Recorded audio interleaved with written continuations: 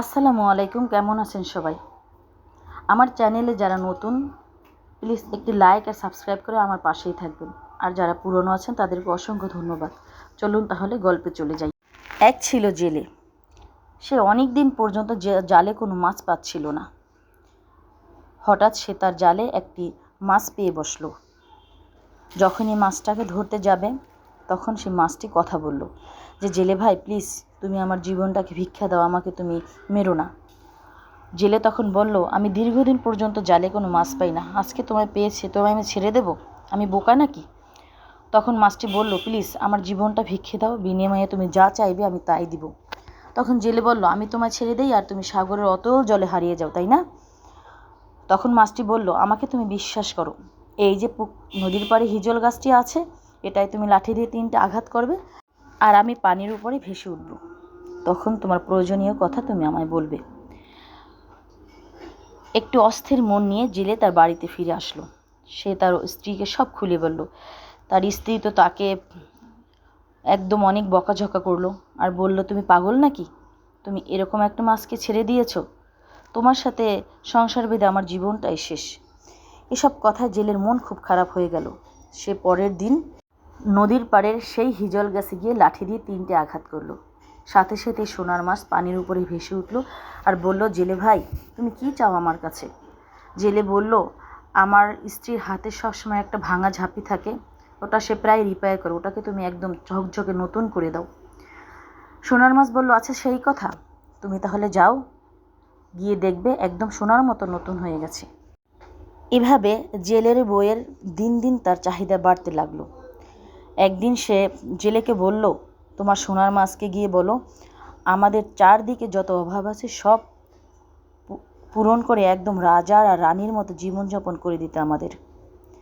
জেলে তার সেই মাছকে গিয়ে সে বলল যে, আমাদের যত অভাব আছে সেগুলো পূরণ করে দাও আর আমার স্ত্রীকে রানী আর আমাকে রাজার মতো করে দাও।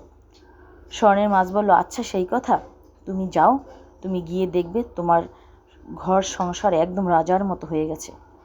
সত্যি জেলে গিয়ে দেখলো তার ঘর বাড়ি সব রাজাদের মতো চকচক করতেছে আর স্ত্রী একদম রানীর মতো সেজে বসে আছে। এভাবে দিনকে দিন তার স্ত্রীর অহংকার অনেক বাড়তে লাগলো। এক পর্যায়ে সে জেলেকে বলল, তোমার সোনার মাছকে গিয়ে বলো আমার দাসী হতে, আমার চাকরানী হতে। স্ত্রীর এমন নোংরা কথায় জেলে কিছুতেই রাজি হচ্ছিল না। সে বলল যে, আমি এ কথা কিছুতেই বলতে পারবো না।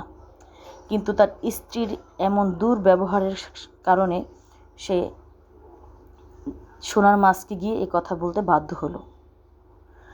সোনার মাছ এ কথা শুনে ভীষণ কষ্ট পেল যে তাদের এত পরিবর্তন আমি করে দিলাম, তারপরে সে আমার চাকরানী হতে বলে।